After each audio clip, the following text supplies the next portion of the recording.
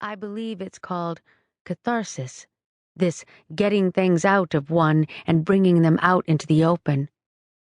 Perhaps I'm not quite so stupid after all, but I won't allow my hatred for him to come between us or to touch you in any way. You're innocent.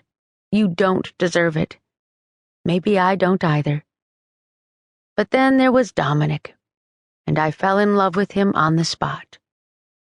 How absurd that sounds, to fall in love, a condition in which a female suspends all rational thought and becomes willingly besotted, a victim, really, with not much of a separate identity from that perfect man. Actually, in defense of my stupidity, I was more lonely than you can imagine. I was grieving for my parents. I loved them, more dutifully than emotionally, perhaps, but when people die so violently and so suddenly, you don't really care exactly how it was that you loved them. So I came to New Milford to stay for a while with my Aunt Josie and Uncle Ralph. They're nice people, but they have their own interests. Obsession, rather. They'd probably up and fly to Cuba for a bridge tournament if they could. I was lonely, sad, and didn't have any friends in New Milford. These all sound like weak excuses, don't they? But they come so naturally.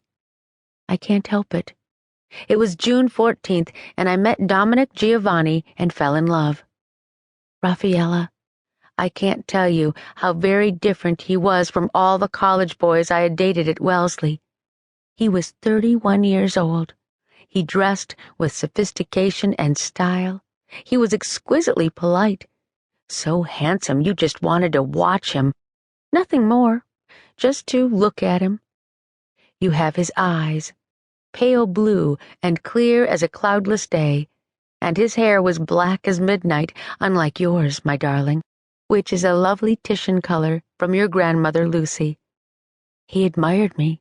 He focused all his attention on me. He wooed me, and I would have done anything for him, anything at all. And he said he'd marry me. And I was 20 years old, and I gave him my virginity, not all that precious a commodity. But I can remember so clearly that first time, how he spoke so sweetly to me and went so slowly, because, he said, he didn't want me to be frightened and he didn't want to hurt me. He didn't. It was wonderful. I remember he drove his white Thunderbird convertible north out of New Milford. He pulled me close and draped his hand over my shoulder. Then he slipped his fingers down the bodice of my sundress. Boys had done this before, and I'd found it mildly diverting but embarrassing, and nothing had happened. But this time, with Dominick, my nipples got hard, and it was because of his fingers, because of him. Then he smiled at me as he turned off the road onto a dirt stretch that led into a wooded area. He left me in the car and opened the trunk. He pulled out a blanket and told me to come with him.